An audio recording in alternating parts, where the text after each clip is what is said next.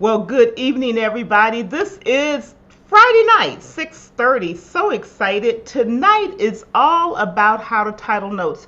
Are you someone who you write your notes and then you struggle to find the information once you've written it? You don't remember what you called it. You don't remember anything about it. Well, tonight is for you because I'm going to give you some tips on how to always be able to find your notes once you've written them. I'm excited to have you join us tonight on the Personal and Purposeful Productivity Show. I'm your host, Florence Donald, and welcome to the stream, everybody. Glad to have you here.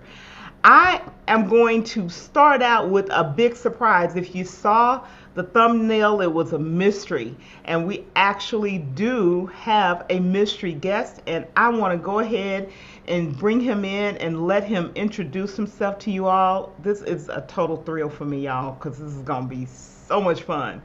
I'm thrilled to invite to the stage right now none other than Tech Troublemaker. Welcome, Roy. Hey. Thank you so much for having me on here. I'm sorry. I actually invaded. I emailed her and said, "Hey, I'm going to be on your show tonight, whether you want me to or not." So I'm sorry. It's not really what happened, but it's close. Yeah. So yeah, I'm excited. This is a great topic because I am a little disorganized in my organization. So, and I'm Roy Richardson, Tech Troublemaker, and I have a channel somewhere on the web. So after this show, if you want to go look for me, do that. But you have to stay right here. We have to talk about this stuff. So be here. So, Roy, I want to just start out by asking you a question before we get into the content because it's going to set the stage. You've been doing live streaming and you're a professor at a college and you do all this super stuff. If you had to say one of your biggest areas of struggle in your productivity, what would it be? That I obviously rely on chaos theory. That would probably be the biggest struggle for me. My method of organization is literally basically most of the time doing a brain dump on a piece of paper. Kind of like the days when I used to program. I do pseudocode for planning. It would be the way to describe that. I'm literally writing down all the pieces I can think of that have anything to do with that. And then if I have the forethought, I'll go back and I'll do Google Keep or something like that, and I'll put my notes in there, and then I'll set it as a category. And Google Keep's very searchable, so I like that about it. Or if it's really a lot of information, I may put it in a Google Doc so that I can search through my documents and find it that way. So that's kind of my approach. And then I usually project management out of an Excel spreadsheet. I used to be a project fan, but it got easier. Not everybody that works for me has projects. So I'll send them an Excel spreadsheet, and here's the task, and here's when I want to get them done, and here's the resources and requirements and that type of thing. So that's my process. It's chaotic, but it works. But if it works, well, hopefully tonight when we leave, you will have shared some jewels with everybody, and I will have helped you a little bit in your journey. We are going to jump right into the information, but I just want to kind of set the stage just a little bit. Last week we talked about choosing a note-taking app. I didn't tell you which app to take because there are thousands of them, but I gave you some ideas on things to consider as you make your decisions. So now we've chosen an app, at least I hope you have. It's time to start using it. Or if you had an app and you're maybe a little disjointed with it, we're going to talk about naming that app, what to do with it. I remember when I started in the technology field and started using computers, and there was all this work around how to name a file. This was in the days when you could use DOS, so your file names was 8 characters with a 3-character extension, so you got very creative. Well, we were far beyond that. But the idea of how to name and organize information stuck with me. So tonight, hopefully we'll eliminate some of your friction or reduce it at a minimum in terms of resurfacing your notes. Before we go much further, we've got some folks here in the audience. I want to say hello to a few folks. I love starting with this gentleman because he's the reason I am here today. He gently and strongly at the same time, sort of that iron velvet glove pushed me out here to be doing this work, and I will be eternally grateful. So that's none other than Mr. Walter Strong from the Huddle with Walter Strong. Thank you, sir, for being here this evening. We have with us also, and I love this, Joshua is here. He's saying awesome tonight. It's going to be good with our special guest tech troublemaker. Yes, it is going to be good because Roy is always wonderful to listen to. We also have in the stream with us tonight, Frank. Hey, thank you for saying hello. And if you're not here in the comments, you're listening on your phone or on your television, welcome to the stream. You're part of the live tribe. We're excited to have you here tonight, and we're going to have fun. And if you're part of the replay crew, we're going to give you an opportunity to leave some comments down below throughout the evening. So the first thing I want to talk about is benefits, and I want to just go through this, but I'm going to bring Roy back. But benefits of titling your notes. It's about how to title your notes, and there are some benefits to it. One of those is it makes them easy to find later, to resurface, and it makes it fast to resurface them. So Roy, I'm going to bring you back, and I want to find out from you how easy or fast it is for you right now to locate your notes and resurface them. It's really fast for me. For one thing, Google Keep has a feature, labels. Basically, I treat those as categories. So like, for example, notes for church and for things like that, I'll put under faith, and then stuff for music stuff that I do, I have a music category, and then if I'm doing ideas for my YouTube stream, YouTuber is my category for that. And any note you do in Google Keep, you just do a hashtag and type what you want that to be, and that becomes a category automatically for you in Google Keep. So if you're a Google Keep fan like I am, there's your tech tip. So it just makes it real easy. That's what I use it for. Okay, awesome. So we now know that you use Google Keep, and that was one of the apps that we talked about last week. And you hit on something that also titling or organizing your information, it helps you to be able to recall it. It helps your memory because your brain will associate, like for you with these categories, they're very clear: faith, music, YouTube, and whatnot. Yeah. And so and the other thing is, and it's really good about Google Keep, you are building your own search engine. Yeah.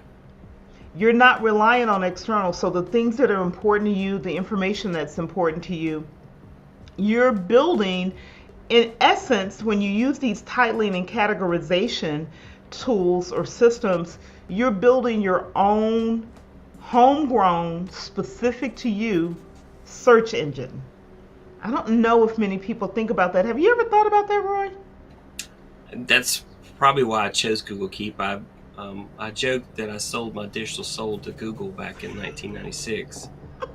And they've given me trinkets over the years, like Chromebooks and Google Minis. But so I've been very much into the Google ecosystem for a long time, and I just absolutely love the searchability of it. And so in Google Keep, I could just type in a word, and it will show me all the notes that have that word, or I can change over to the category, and it's going to automatically show me all the notes that are related to that category.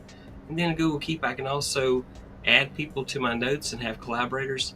So every other week we buy groceries here. And so I create a grocery list, and I add my wife and kids to it and say, all right, tell me what you want for groceries, because now's your chance. And if I don't get it in the list, then I'm buying without you. So it's just my method of doing things.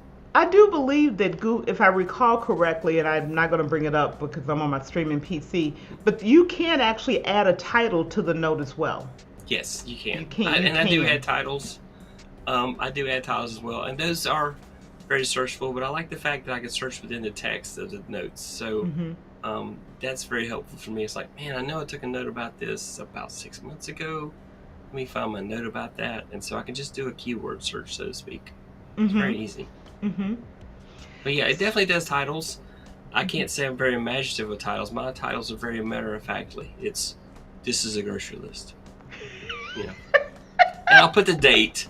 I'll put the date on it because my wife gets upset. She has to refresh Google Keep till it finally shows up with the shared note in Google Keep for her. So I put the date so she knows that she's on the right grocery list. So, Awesome. and then when you're done with notes, you can archive them. So I don't need the grocery list after I'm done with it, so I can archive it unless I'm going to reuse it.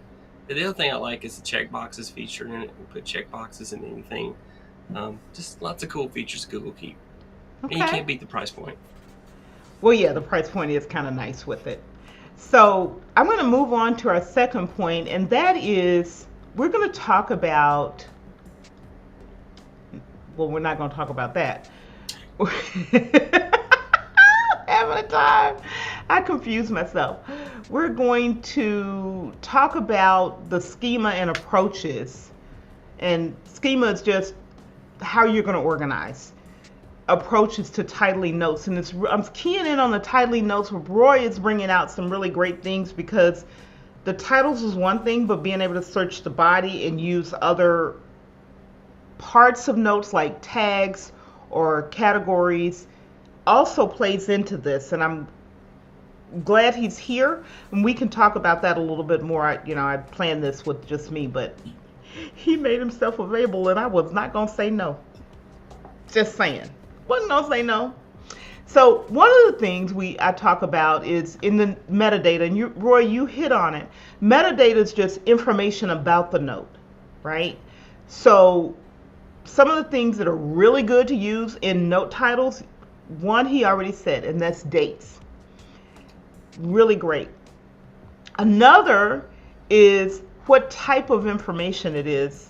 Whether, Roy, you said this is a grocery list, so it's a list for you, right? So you're hitting the points, but it may be meeting minutes, or it may be invoices, it may be content ideas, it may be speech topic ideas, it could be purchase orders. It doesn't matter what type of information it is, but if you include in the title something to tell you what type of information it is, it becomes an automatic recall for you. And then I would say keep your title short. Use short abbreviations where you can. And I'm going to give some examples here of things that I do in my note taking. And it doesn't matter what the tool is, because it's the information and the way you lay it out that makes the difference. Roy, you hit on it big time: categories, categorization. And then another one that is good to incorporate, and you can mix these together, by the way, it's not one or the other, you mix them together, is numbering systems. I remember about 3 years ago, I was really looking for something interesting to do with numbering notes, specifically, not files, but notes. And I ran across this system called the Johnny Decimal System. Roy, have you ever heard of it? I have, but I'm not familiar with it. Tell me about it. Okay. It's kind of a alternative to the Dewey Decimal System. Oh, I do. And so you basically break your category, you create 10 categories, and you then can subdivide those into 10 subcategories. And then you put your actual content in. So if you have a note in finance, you have 10 different notes. And you never change the number, and you never change the category. But within that, you can change everything else. So what it does is kind of builds a file system that your brain says, if you think about Dewey Decimal, I know the 300s is always, whatever they are, history. I know the 600s are always fiction. It's similar, so I know that 10 to 19 is family. I know 20 to 29 is finances, that kind of thing. That's really the basis of this Johnny Decimal System, but it's very small. You're working in blocks of just 10 groupings of 10. So it doesn't become overwhelming.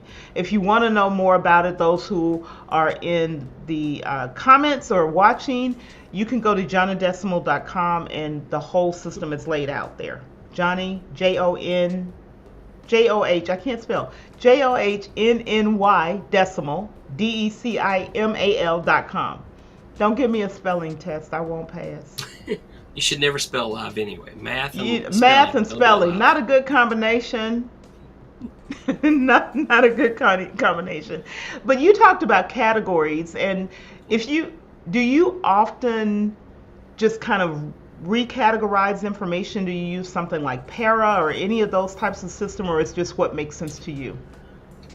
Unfortunately, it's just what makes sense to me, and that probably wouldn't work for anybody else because, again, I use the chaos theory for everything I do. So, yeah, and yeah, and you mentioned about that system. I was going to say a lot of note taking applications also let you colorize things, so you could literally use colors for categorization as well. If you want to do something like grocery list, maybe I won't make all my grocery lists purple. I don't know, but You you make could all do your that. grocery list purple. I make all my grocery lists purple. You can do this in Google Keep as well, but I know OneNote does it as well. And OneNote is a great note-taking app. Mm-hmm. It's a hog on a computer. It uses a lot of memory, but it is a great note-taking app. But I like using Lean and Mean, and that's why Google Keep's my pick. But I've also used Evernote. You mentioned last week that Evernote was your favorite. Are you using this number system inside Evernote? I actually, I, I do something slightly different, and I Okay. don't use it in Evernote. It's one that I found very interesting, and I did use it for a while. What I found for me, back to this, I kind of have an approach I take. If I'm doing meeting notes or meeting minutes, I use dates because Mm. I'm always going to remember I had this meeting in January, February, March, or whatever. So I always put the date in the title of the note. And I'm very picky about how I title meetings. I, I'm a project manager. What can I say? Yeah. So I'm very specific about what the title is. I'm always going to include. I talked about what type of meeting it is, what project it's about, and most of the time I'll put an indicator of who the meeting is with. Mm. Especially if it's just me in a one-on-one with someone. For example, I meet every week with my senior pastor at my church, and so his name is always in the title of the note. So if I need to see all the meetings with him, they basically all sort together. That's That's the way cool. I do it. And then the Yeah. categories, I'm pretty simple. It's either business, my job, my faith, my family. And then I've got a couple little other volunteer things I do, my HOA and a couple of things. Those are my categories. It's just those are the big broad areas of my life, and that's how I leave them categorized. I tried going down the hole doing a whole lot of tags. That was terrible. I Yeah. I was like, it does not work for me. It was too much. My brain could not absorb it. Yeah, I'll get creative sometimes, and I'll create a new category because I think, well, that category's not exactly that, but then I regret it later because it's like, okay, it's essentially that. I should just put all those together. So I have like ideas, and then I have YouTube ideas. I'm like, these days my brain only thinks about YouTube, so I should put all my ideas just under YouTube ideas and be done with it, and not create Hmm. separate categories. So I'm with you. You should have some primary categories so that makes your life easier and doesn't confuse you when you're trying to figure out, well, where the heck did I put that note? So then Right. that makes searchability a beautiful thing because if you're disorganized, it helps. So you're not as disorganized as I think you are, because you're using categories. You've got something of a naming convention that you use, and so it does help your notes, help you be able to find them. You could do a little bit of thinking about things if you've got a series of like guest appearances on your show. Maybe you do something like guest, and then who it is or something in the title of the note if you're doing that. Yeah. That's the kind of stuff when you're thinking about the metadata and what goes in that title, because that's the first thing your brain is going to see. Yeah. And that will help. So True. the thing that I would say to everyone is when you're thinking about the information, the metadata, consider what you would think of at 3 in the morning when you're tired. When you're tired or when you're sick. And where I got that from, when I read the first version of David Allen's book, and he talked about your system has to work when you're tired, when you're sick, when you're in an emergency without it being a strain. And I've really drilled down on that principle. And as I'm continually improving as well, But as I improve, and I'm going to encourage those who are listening, as you improve, think about all of these systems like this note titling to be kind to yourself. So if you're sick, you're tired, you've got family emergency, you've got work emergency, you've got to do something in a hurry, what would my brain think about? And that will help you figure out what to put in there and what to use. Roy, any thoughts about that idea? I do like that. I could definitely use something that helps me at 3 a.m. So that I can look at my notes and see what I need to be doing and that type of thing. So, yeah, I think that makes a lot of sense. You need to basically make your note-taking process as brain dead as possible for those times when you're brain dead. Mm-hmm. Yeah. Yeah, absolutely. And the next thing is there are really only about 3 ways you can do this: chronology, alphabetical, and logical, and you can combine them. For me, I typically use logical and chronology. Don't really rely on alphabetical, A to Z. I don't really rely on that because my brain doesn't think that way. Chronological is dates. What do you organize by dates? I shared with me, it's mainly meeting notes. Anything specifically that jumps out to you, Roy, that you use in terms of thinking of in terms of dates specifically, other than your grocery list? I do. Well, yeah. So I make sure I use the full date. I don't do any shortcuts. It's always 01/01/2023. Also, I do all my time in military time, so that when I sort my notes, that can be a sort column, and my notes can sort that way. Because if you just put 4 o'clock and you don't specify 4 a.m. or 4 p.m., it can get confusing, and your notes app probably will not sort it correctly. So I recommend putting military time. Okay. And you talked about this too, but I want to call it out for everyone. The other thing to think about is whatever application you're using, consider the natural way it sorts and sequences the information that goes in. I learned this with using Evernote. Evernote has a perspective on how it sorts information. And once I learned that, I was able to utilize it to my advantage. So if your note-taking application has its own perspective, Roy talked about using tags, and you can go into that, then learn what that is so that whatever scheme you come up with, it works with it and doesn't fight against it. So let me give you an example. And I can talk about both Evernote and OneNote, and this may give you some ideas. Evernote it sorts automatically, you can't change it, special characters, numbers, then alphabet. So when I'm thinking of my scheme, there's nothing I can do to change that, and I know that it works that way. So if I want something to be at the top of a list, regardless of what I title it, I know to put a special character at the beginning. I use periods because it's the smallest special character you can come up with. So I'll just put a period at the beginning, and then you don't really notice it, but it forces the note to go to the top of the list. If in OneNote, I really found it in search. So I'll use a code in the section name, like a project code. I may say SP because that means a specific type of project.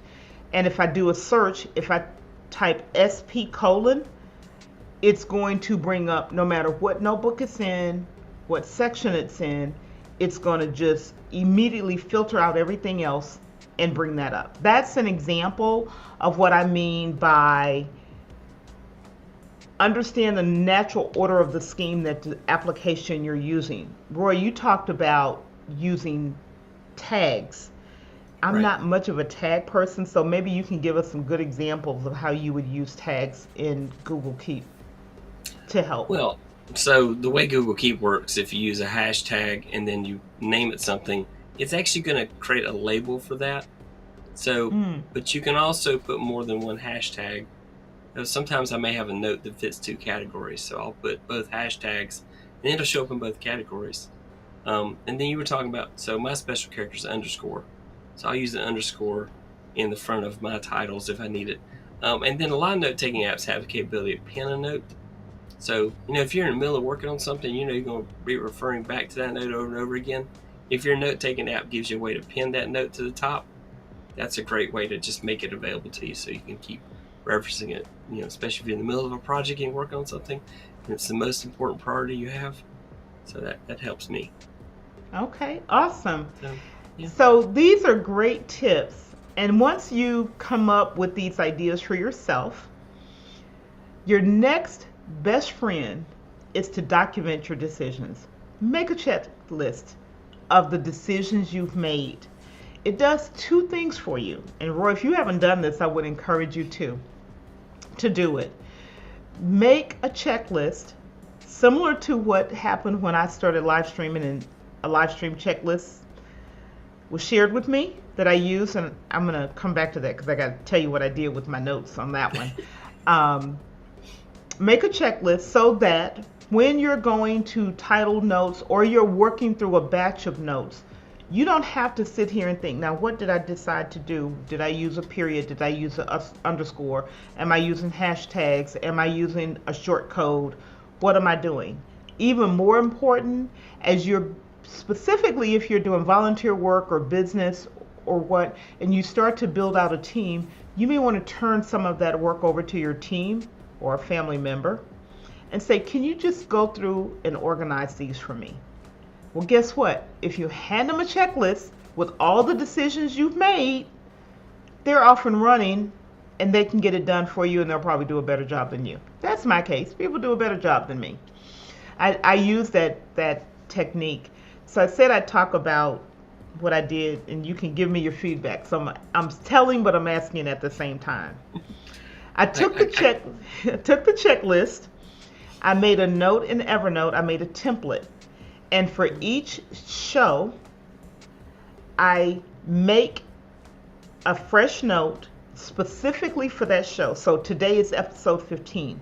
So I have an episode 15 checklist, and I start going through it immediately. So I'm already working on episode 16, the things that I need to do to prepare for it. And you said it, you don't need them afterwards, but I archive them just in case I want to go back and look at it. What do you think about that idea? I think that's a great idea, and I don't delete stuff. I'm secretly a digital hoarder. I keep every digital document I've ever had, so I'm guilty of that. But I do try to organize it in folders or whatever mechanism is available. But I think that's a great process. I like that, and I'm with you. I don't delete any notes from previous shows because it may come in handy later. You never know, or definitely ensures I don't repeat myself. So maybe I've done something, I don't want to do that again, and it's kind of a post-mortem kind of thing, thinking about, yep, I did that, and that's how that went. I don't want to go back to that. And the comment I wanted to make is sometimes your note-taking strategy, you need to find the tool that matches the scenario. So for me, for show planning, I do note-taking, but I'll put those notes in Notion, and I will put in there, here's my show, and here's who's the guests are going to be, and here's what I'm going to talk about. But then on a crazier note, I'll create a folder local on my computer, totally related to note-taking, but I'll have it dated, and I'll put all the assets for that show, every overlay and every background I'm going to use. I'll drop it into a folder so I can easily go back and forth while I'm planning out a show and whatever your live streaming software may be. But anyway, so I digress. I don't want to go too far. Okay, so those of you who are in the chat, you guys have been talking to each other today. I'm going to right now give you heads up, because we always do this. Start thinking about your win for the week, your productivity win for the week, because I want you to share it with us if you feel comfortable doing so. And while we're doing that, I'm going to just put a couple of comments up on the screen.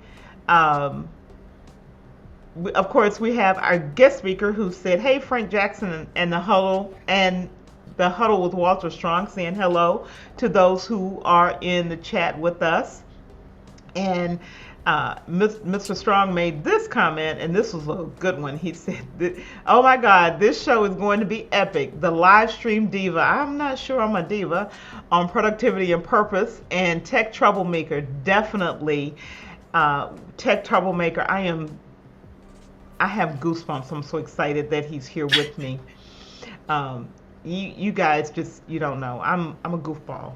If you haven't figured that out, I'm a goofball. Those who know me know that. And if you have, or when you're ready, go ahead and share your productivity win of the week. And I'm going to share mine. I shared last week that I'd started dealing with something here in terms of just dealing with getting some paper, because I'm a paper person, out. I made significant progress. I've gotten into a rhythm, and I'm continuing to move forward with that. So that's one productivity win. And I'm going to ask our guest, what's his, if you have one? I do. I have two. So one, I've been doing shorts, and hit or miss, but they've been doing pretty well. Been happy about that. So that's a win, because my goal each week is to do at least 3 shorts. And then my day job kind of thing. So there's a project I've been trying to get off the ground and get all the approvals for. And it was very last minute, and I finally got all my approvals. It was just, so I'm so excited because I can finally move forward on something I've been trying to do for months. And so that's just a big win for me, because now a new project that I really needed to have happen is going to be started. It's been approved. So that's the win at the day job. So. Okay. Awesome. Well, people are being shy tonight, Roy. They don't want to give us anything. Oh man, I've seen Walter's gone live. He's posted at least 3 or 4 shorts. I've seen him on LinkedIn. He's all over the place. He's doing really awesome. So he should have some stuff to brag about. Everybody else, I need to go find you and follow you and see what you're doing, so I can go see what cool stuff you guys are doing. So I can see what you're doing. Even if you don't want to talk about your wins, you're doing stuff, and tell people about it. So be proud of yourself. Mr. Strong put it in here, so we're going to bring him up. We're going to bring it up here. Win of the week, making progress on updating his website. Yes, I did go out to your website. I did see you have this real strange looking woman on there. I don't know where you found her on there, but you found, you have Roy on there, and that was awesome for me to see. And you are just moving and grooving, Walter. You are everywhere. I'm seeing all kind of posts from you, all kind of content from you, and I'm going back looking at it, taking notes, learning. Same with tech. I am studying, I'm learning, and I don't take it lightly, because I don't believe in forging a new path when someone has gone before me. I was going to say, if you learn from me, I don't know, because I'm just going forward and making mistakes and just saying it's not going to be perfect. I'm just going to keep doing it. So, if I somehow accidentally do something awesome and you learn from it, great. I don't know it's on purpose, though. It's definitely me trying to be on purpose. Okay. Well, we are at time tonight. We've covered a topic that should help you reduce the time it takes you to find your notes if you employ it. These are called micro efficiencies, and they definitely elevate your productivity, because it reduces the time that you take to get something done or to find what you need, so that your focus continues to be on creating the value, whether it's like Tech Troublemaker, Walter Strong, several others that we know in the community, who you're creating content, blog posts, articles, newsletters, live streaming, recorded videos, shorts, speeches that you may be writing, reports that you may have to write. These micro efficiencies are a boon to your productivity. So hopefully tonight you walked away, and if you're on the replay, you walk away with something you can use that will help you get just a little bit better. Take it up another 1% in terms of your productivity. And Roy, I'm going to let you have the last word, because I respect you so much, sir. Well, all right. So, last word. If you're watching this on replay, you need to hit that like button and you need to subscribe to her channel. That's what you need to do. That's your homework. And that, and go follow her notes on how to take amazing, incredible notes so you can be organized. Don't be so disorganized. Really, don't be chaotic. Go do good things. All right, everybody. There's going to be another video linked right here. I'm going to say good night. It was awesome seeing you guys this evening.